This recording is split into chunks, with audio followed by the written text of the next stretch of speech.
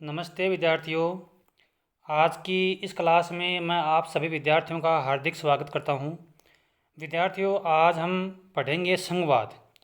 संघवाद वैसे तो ये विषय RPC first grade political science यानी स्कूल व्याख्याता भर्ती के सिलेबस से संबंधित है, लेकिन फिर भी ये जो टॉपिक है, जितने भी जो प्रतियोगी परीक्षाएं हैं, कंपटीशन एग्ज़ाम्स हैं, उन सभी के लिए ये जो आज का टॉपिक है वो बहुत ही महत्वपूर्ण होने वाला है।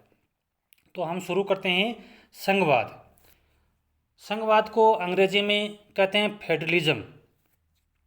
तो हिंदी में संघवाद और अंग्रेजी में इसको फेडरलिज्म कहते हैं। अब सबसे पहले हम ये जानते हैं कि भाई ये संघवाद होता क्या है, इसका अर्थ क्या है।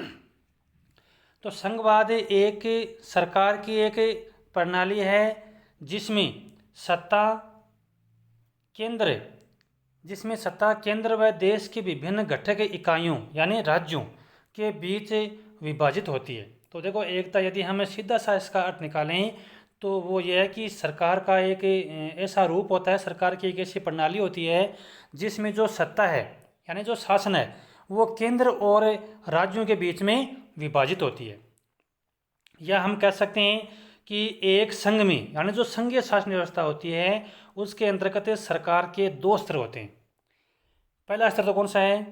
पूरे देश की सरकार जो सामान्य राष्ट्रीय हित के लिए कुछ विषयों के लिए उत्तरदायी होती है। यानी एक तो कौन सी होती है? एक तो पूरे देश के लिए सरकार होती है जिसको हमें संघीय सरकार के नाम से जानते हैं।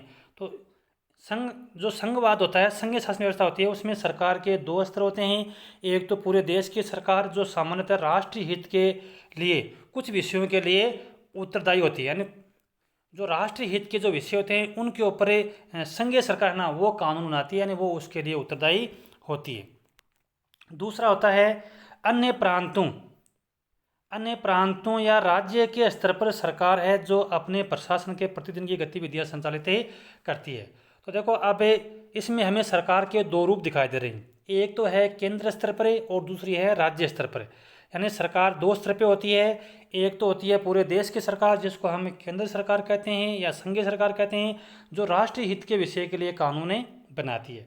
दूसरी होती है अन्य प्रांतों या राज्यों की अपनी अलग सरकारें होती हैं जो राज्य के प्रशासन से संबंधित गतिविधियां वो संचालित करती है।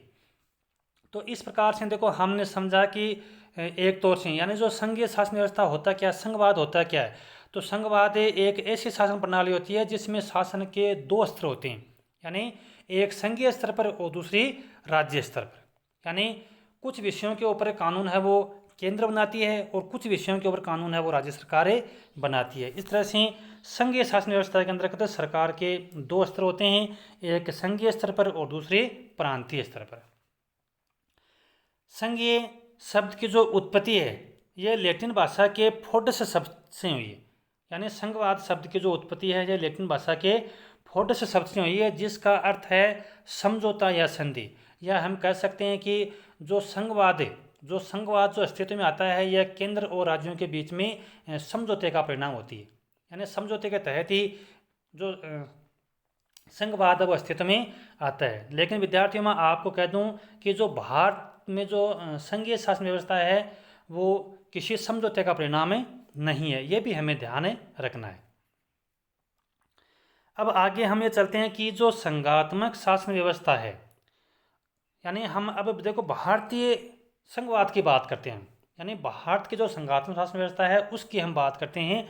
तो भारत के अंतर्गत जो संघात्मक शासन व्यवस्था है उसका उल्लेख संविधान के किसी भी अनुच्छेद में नहीं है।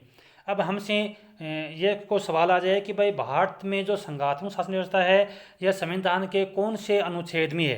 अनुच्छेद 1, अनुच्छेद 2, अनुच्छेद 3, अनुच्छेद 4। तो मतलब है यह भारत के संविधान के किसी भी अनुच्छेद में संघात्मक शासन व्यवस्था का उल्लेख नहीं किया गया। सीधी सी बात यह है कि जो संघात्मक शासन व्यवस्था है इसका उल्लेख भारत के संविधान के किसी भी अनुच्छेद में नहीं किया गया है, ये हमें ध्यान रखना है। तो फिर संविधान के अंतर्गत प्रावधान कहाँ किए गए? तो हम ये कहते हैं कि भाई संविधान के अंतर्गत संघात्मक शासन व्यवस्था के अंतर्गत यानी संघात्मक शासन के नाम से कहीं भी कोई संविधान में उल्लेख नहीं है। तो फिर संविधान में है क्या प्रावधान है? अब देखो, संविधान में क्या प्रावधान है संवैधानिक शासन व्यवस्था को, संघात्मक शासन व्यवस्था को लेकर के। तो इसके लिए देखो है केंद्र व राज्यों के बीच संबंधों का उल्लेख। केंद्र व राज्यों के बीच संबंधों का उल्लेख संविधान के भाग 11 और 12 में विधायी, प्रशासनिक और वित्तीय संबंधों के तहत है। यानी केंद्र और राज्यों के बीच में संबंध है वो किस प्रकार के होने चाहिए। तो ये जो संविधान के भाग 11 और 12 में इसका उल्लेख मिलता है। किसका उल्लेख मिलता है? केंद्र और राज्यों के बीच में संबंध का उल्लेख मिलता है। संघवाद का उल्लेख नहीं मिलता कहीं भी। केंद्र और राज्यों के बीच में संबंधों का उल्लेख मिलता है संविधान के भाग 11 और 12 में, जिसमें किस प्रकार के संबंध दर्शाए गए हैं? विधायी, प्रशासनिक और वित्तीय संबंध। ये 3 प्रकार के संबंध दर्शाए गए हैं कि भाई किस प्रकार के संबंध होंगे। प्रशासनिक संबंध वो किस प्रकार के होंगे, केंद्र और राज्यों के बीच में वित्तीय संबंध किस प्रकार के होंगे, विधायी संबंध किस प्रकार के होंगे। अब हम आगे बढ़ते हैं। देखो प्रशासनिक संबंध। तो प्रशासनिक संबंधों का जो उल्लेख है भारतीय संविधान के अंतर्गत अनुच्छेद 256 से लेकर के 263 के बीच में किया गया है। किसके बीच में? केंद्र और राज्यों के बीच में जो संबंध है। तो हम ये पहले जान चुके हैं कि भाई केंद्र और राज्यों के बीच में संबंधों का केवल उल्लेख किया गया है, संघवाद का कहीं उल्लेख नहीं किया गया। तो प्रशासनिक संबंध किसके बीच में? केंद्र और राज्यों के बीच में उल्लेख कहाँ किया गया? अनुच्छेद 256 से लेकर के 263। ये तो है प्रशासनिक संबंधों की बात। फिर केंद्र राज्य वित्तीय संबंध, वित्तीय धन से संबंधित है। तो ये है संविधान के अनुच्छेद 268 से लेकर के 293 तक। अब देखो भारतीय संविधान के अंतर्गत ये जो 2 तरह के संबंध हैं केंद्र और राज्यों के बीच में, एक तो प्रशासनिक संबंध है और केंद्र राज्य वित्तीय संबंध। यानी ये जो संविधान के अनुच्छेद 256 से 63 और 68 से लेकर के 93 तक में उल्लेखित हैं, इनका जो उल्लेख है यानी ये कहाँ से लिए गए हैं? तो इनका पहले जो भारत शासन अधिनियम था 1935, भारत शासन अधिनियम 1935 के अंतर्गत भी इस प्रकार की व्यवस्था की गई थी। और भारत शासन अधिनियम से ही इस प्रकार की जो ये व्यवस्था है केंद्र राज्य के बीच में जो संबंध है, इसका जो वर्णन है, उल्लेख है, वो 1935 के भारत शासन अधिनियम से लिया गया। ये भी हमें ध्यान रखना है। तो पहली बात तो ये है कि भारतीय संघीय व्यवस्था का उल्लेख संविधान में कहीं नहीं किया गया है। तो फिर किया क्या गया है? केंद्र राज्य संबंधों का उल्लेख ही किया गया है। कौन से भाग में किया गया है? भाग 11 और 12 में किया गया है, जिसमें विधायी, प्रशासनिक और वित्तीय संबंध है। फिर दूसरी बात यह है कि जो प्रशासनिक वित्तीय ये जो संबंध हैं जो संविधान में जिनका उल्लेख किया गया है, ये भारत शासन अधिनियम 1935 से लिए गए। जैसा कि हम पहले से जानते हैं कि जो भारत का जो संविधान है उसमें से लगभग 200 जो अनुच्छेद हैं वो भारत शासन अधिनियम 1935 से लिए गए थे। अब हम आगे बढ़ते हैं। इसमें भारतीय संविधान की संघात्मक विशेषताएं। इसका मतलब यह है कि भाई भारत के अंतर्गत, अब देखो भारतीय संविधान के अंतर्गत कहीं भी संघीय व्यवस्था का उल्लेख नहीं किया गया, संघात्मक ढांचे का उल्लेख नहीं किया, संघीय शब्द का प्रयोग ही नहीं किया गया। तो अब हम कैसे मान लें कि भाई भारतीय जो संविधान है उसके अंतर्गत मतलब संघात्मक शासन व्यवस्था का वर्णन है, हम ये कैसे मान लें? तो भारतीय संविधान के अंतर्गत कुछ ऐसी विशेषताएं हैं जो संघात्मक शासन व्यवस्था को प्रदर्शित करती हैं। यानी जिससे हमें यह लगता है उन विशेषताओं को पढ़ने के बाद में कि भारत के अंतर्गत संघात्मक शासन व्यवस्था विद्यमान है। ऐसी कुछ विशेषताएं हैं भारतीय संविधान के अंतर्गत विद्यमान है। अब हम ये देखते हैं कि भाई भारतीय संविधान के अंतर्गत ऐसी कौन कौन सी विशेषताएं हैं जो भारतीय संघीय व्यवस्था को प्रदर्शित करती है। अब देखो सबसे पहली बात है इसमें केंद्र व राज्यों के बीच विषयों का बंटवारा। केंद्र व राज्यों के बीच में विषयों का बंटवारा। अब देखो ये एक महत्वपूर्ण विशेषता होती है संघीय शासन व्यवस्था की। संघीय शासन व्यवस्था की एक महत्वपूर्ण विशेषता ये होती है कि उसमें केंद्र और राज्यों के बीच में विषयों का स्पष्ट रूप से बंटवारा होता है। तो भारतीय संविधान के अंतर्गत भी केंद्र और राज्यों के बीच में विषयों का बंटवारा किया गया है। अब देखो केंद्र और राज्य की जो व्यवस्था होती है, केंद्र राज्य होती है, उसको हम संघात्मक शासन व्यवस्था कहते हैं। यानी यदि किसी देश के अंतर्गत जो शासन व्यवस्था है वो यदि केंद्र और राज्यों के बीच में बंटी हुई होती है तो वो संघात्मक शासन व्यवस्था होती है। और जब पूरे देश के अंतर्गत केवल एक ही सरकार होती है जिसको हम केंद्रीय सरकार बोलते हैं और केंद्रीय सरकार के द्वारा ही पूरे देश की शासन व्यवस्था का संचालन होता है तो वो होता है एकात्मक। यानी पूरे देश में केवल एक ही सरकार हो, एकात्मक।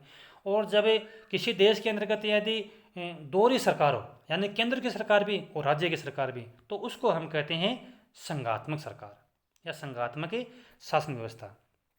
तो भारत में संघात्मक शासन व्यवस्था है, कैसे कह सकते हैं हम, 28 राज्य है। यानी भारत में 28 राज्य है जिसके अंतर्गत एक पूरे देश के लिए एक केंद्र की सरकार होती है जिसको हम संघीय सरकार कहते हैं और राज्यों की अपने अलग सरकार होती है। तो देखो भारत के अंतर्गत 28 राज्य हैं, राज्यों की अपनी अलग सरकारें और संघ सरकार यानी केंद्र की एक अलग सरकार होती है। तो पहली बात तो हम यह कह सकते हैं भाई भारत में संघीय सरकार है, संघात्मक शासन व्यवस्था है। कैसे है, क्योंकि भारत अब कई इकाइयों में बटा हुआ है, उन इकाइयों की अलग सरकार है और केंद्र की अलग सरकार है। अब देखो फिर आगे इसमें प्रश्न ये बनता है कि भाई जो केंद्र और राज्यों के बीच में जो विषयों का बंटवारा किया गया है, केंद्र और राज्यों के बीच में विषयों का बंटवारा किया गया है तो वो संविधान की कौन सी अनुसूची के तहत किया गया है।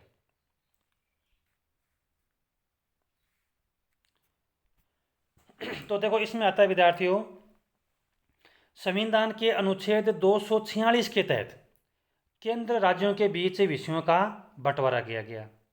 केंद्र और राज्यों के बीच विषयों का बंटवारा कौन से अनुच्छेद में किया गया है, अनुच्छेद 246 में। और अनुसूची कौन सी है, 7वीं अनुसूची। हम विद्यार्थियों पहले भी जो हमारा जो पहले का जो टॉपिक था मौलिक अधिकार से संबंधित है उसमें भी हमने पढ़ा था कि जो केंद्र और राज्यों के बीच में जो विषयों का बंटवारा किया गया है वो कौन सी अनुसूची में है, वो 7वीं अनुसूची में है। संविधान से संबंधित जो टॉपिक है उसमें भी हमने ये बात पढ़ी थी।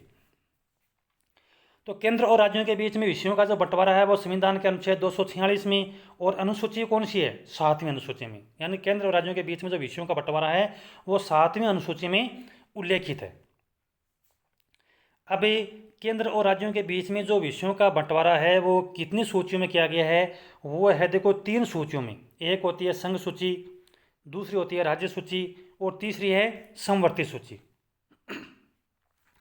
तो संघ सूची के जो विषय है उसके ऊपर कानून बनाने का काम करती है केंद्र सरकार, और राज्य सूची के जो विषय हैं उनके ऊपर कानून बनाता है सामान्यतया राज्य। अब देखो सामान्यतया बहुत ही यहाँ पर विशेष महत्व रखता है ये शब्द, क्यों, क्योंकि विशिष्ट परिस्थितियों के अंतर्गत या विशेष परिस्थितियों में जो राज्य सूची के विषय हैं उनके ऊपर केंद्र भी कानून बना सकती है। विशेष परिस्थितियों में केंद्र है वो राज्य सूची के विषयों पर कानून बना सकती है, लेकिन सामान्यतया राज्य सूची के विषय में जो कानून बनाती है वो बनाती है राज्य के जो विधानमंडल है वो कानून बनाते हैं।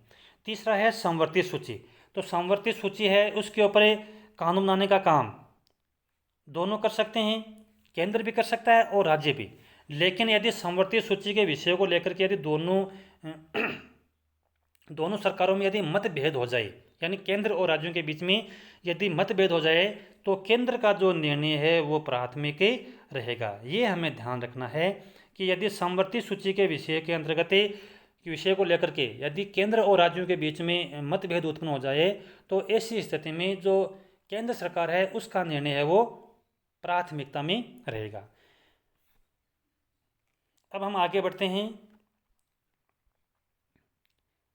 आगे आता है इसमें हम देखो थोड़ा सा और देखते हैं इसमें कि जो ये जो 3 सूचियां हैं, 3 सूचियों के अंतर्गत विषय कौन कौन से आते हैं। 3 सूची में देखो विषय आते हैं। संघ सूची की बात करते हैं हम सबसे पहले। संघ सूची के अंतर्गत यानी ऐसे विषय आते हैं जो राष्ट्रीय महत्व के विषय होते हैं, यानी जो राष्ट्रीय महत्व के विषय होते हैं वो संघ सूची के अंतर्गत आते हैं।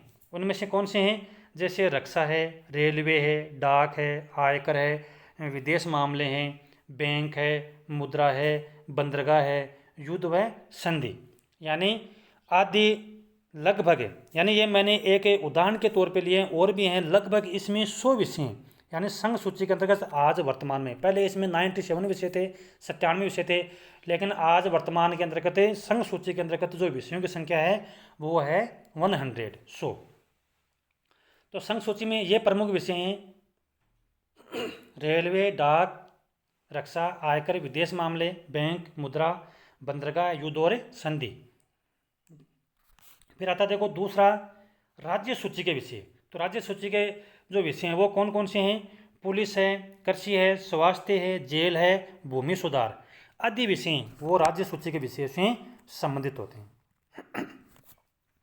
वर्तमान में राज्य सूची के जो विषय हैं उसमें जो कुल विषयों की संख्या है वो है 61।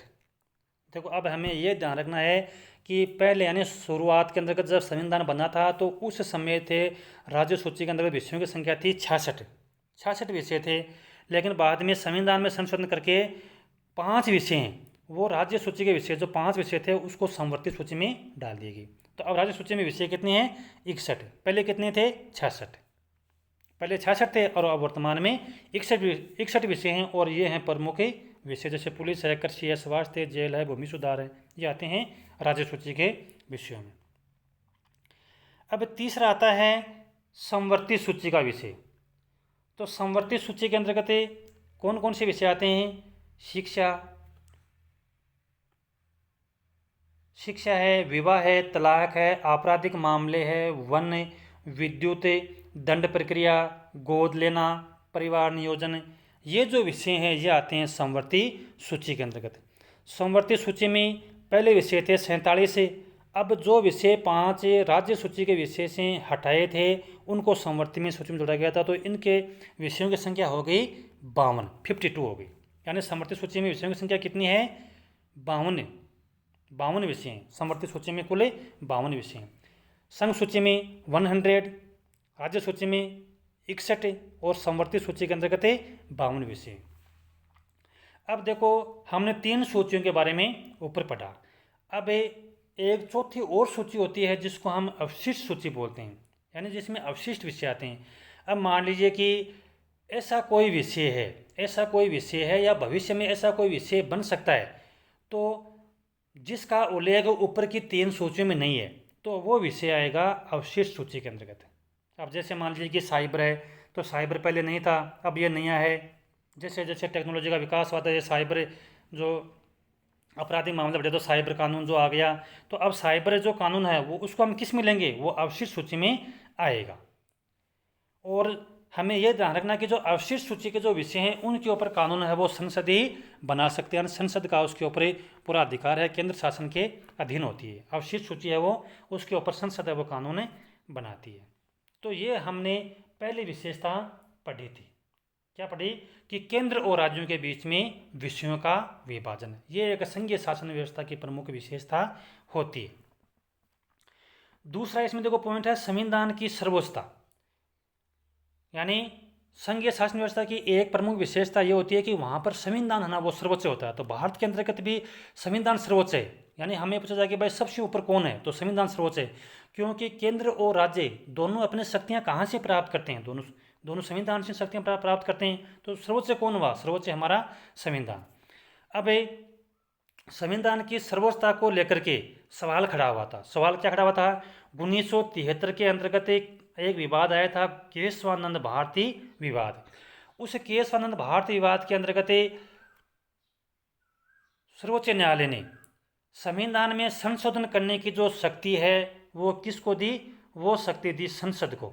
यानी इस बात के अंतर्गत सबसे पहले सर्वोच्च न्यायालय ने मतलब ये अपना एक प्रमुख निर्णय दिया कि संविधान में संशोधन है वो संसद कर सकती है। यानी संविधान के अनुच्छेद 368 के तहत ये जो शक्ति है वो संसद को प्राप्त है। लेकिन इसमें जो महत्वपूर्ण बात आई वो ये है कि जो संविधान का जो आधारभूत ढांचा है, जिसको मूल ढांचा कहते हैं, उसको बाधित नहीं कर सकती। मतलब संविधान का जो मूल ढांचा है उसके अंतर्गत संसद है ना वो उसमें परिवर्तन नहीं कर सकती, उसको चेंज नहीं कर सकती। तो कहने का मतलब ये है कि संविधान में संशोधन करने की शक्ति ना वो संसद को प्राप्त है, लेकिन संसद है वो संविधान के मूल ढांचे में परिवर्तन नहीं कर सकती। अब देखो मूल ढांचा होता क्या है, तो उस समय न्यायालय ने यह निर्णय दिया था कि भाई मूल ढांचा क्या है, अब वो मतलब सरकार को अवगत नहीं करा सकती। जैसे जैसे आगे मामले आएंगे तब अवगत करा दिया जाएगा कि कौन सा मामला है वो मूल ढांचे में आता है और कौन कौन सा मामला मूल ढांचे में नहीं आता है। तो देखो एक संविधान में जो संशोधन करने की जो शक्ति है वो संसद को प्राप्त है, और एक तो देखो अनुच्छेद 368 और एक अनुच्छेद 13 है, ये भी मतलब इसको प्रदर्शित करता है। आगे हम पढ़ते हैं न्यायपालिका की स्वतंत्रता। एक देखो इसमें जो संघीय शासन व्यवस्था की प्रमुख विशेषता होती है वो यह है कि न्यायपालिका की स्वतंत्रता है। न्यायपालिका वो पूर्ण रूप से स्वतंत्र होती है।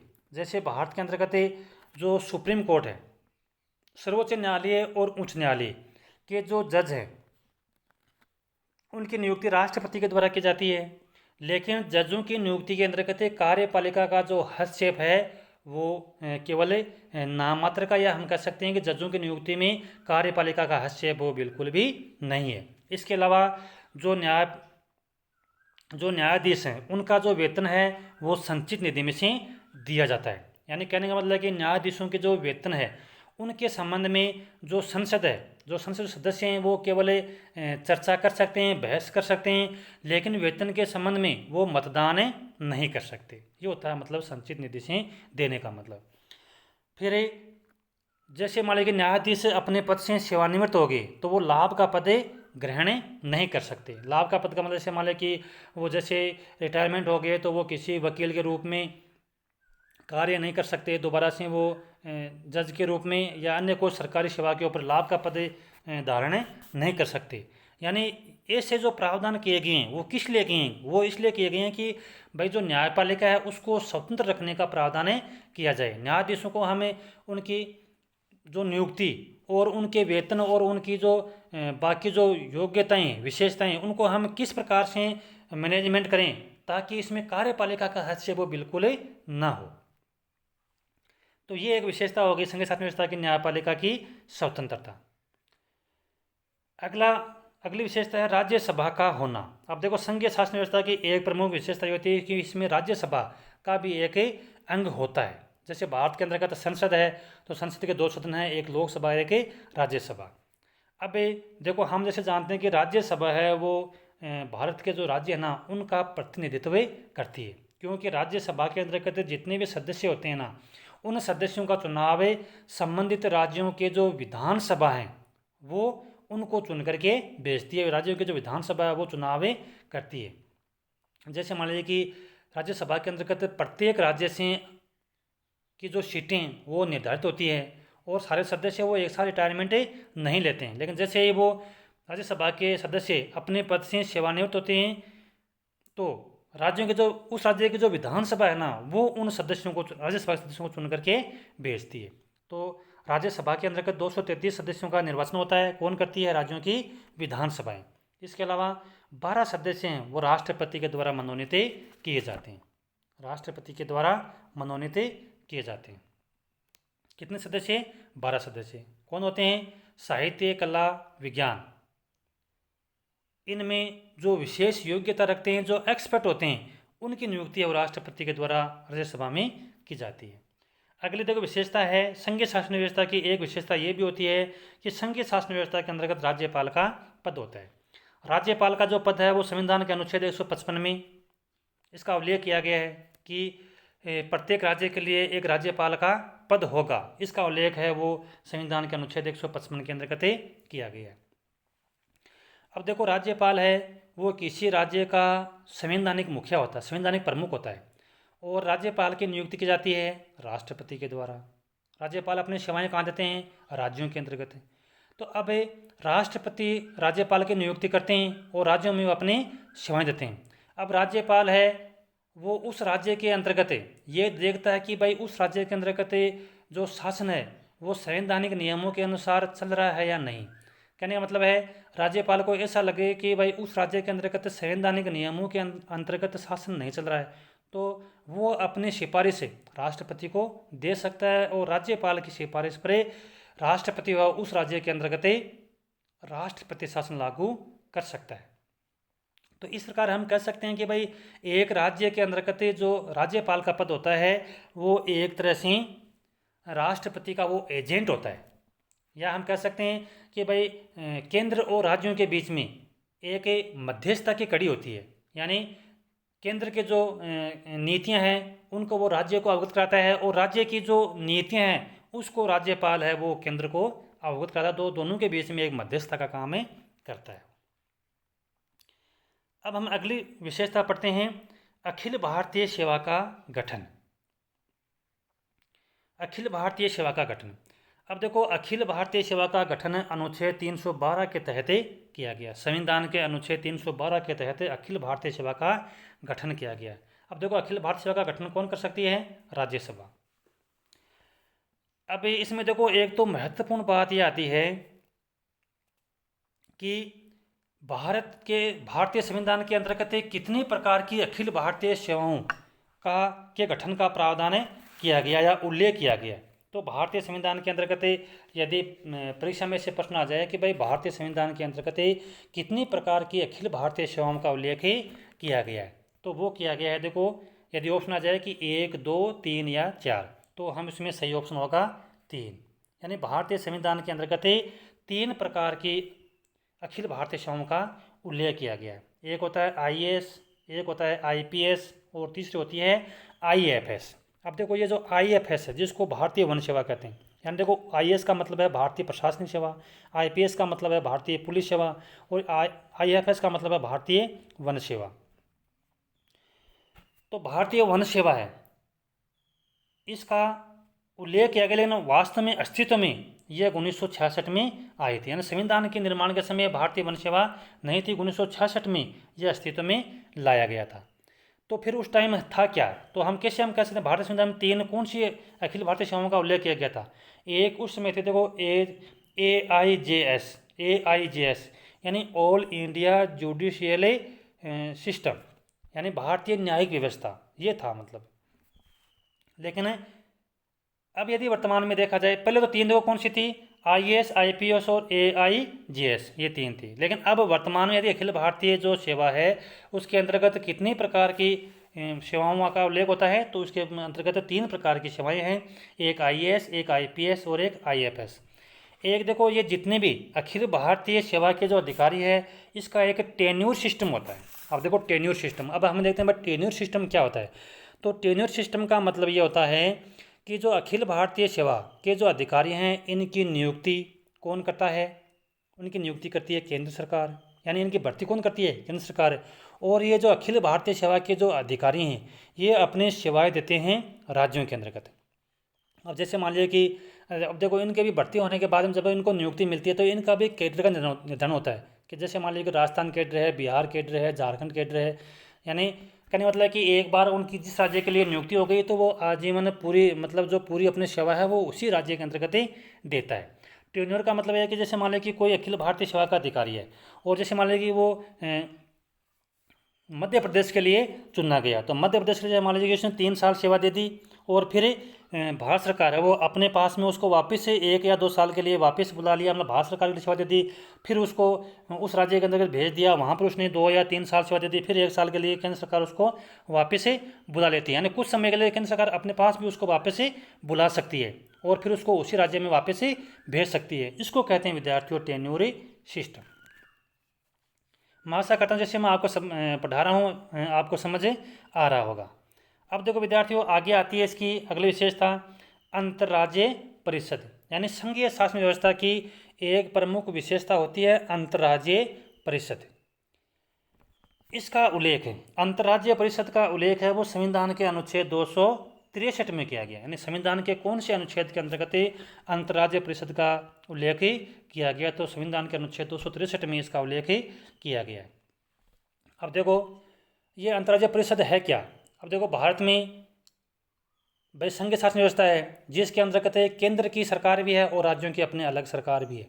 अब मान लीजिए कि दोनों सरकारों के बीच में कहीं भी विवाद हो जाए, मतभेद उत्पन्न हो जाए, तो अब उसको कैसे सुलझाया जाएगा?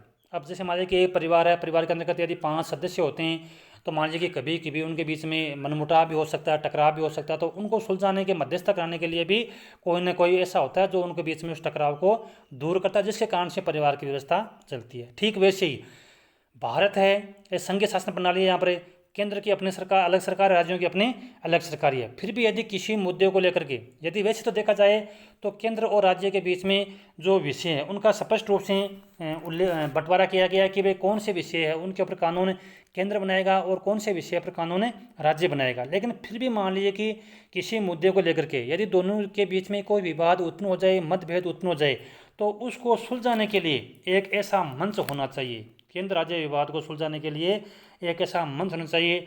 तो ये जो अंतर्राज्यीय परिषद है, ये एक मंच का काम करती है।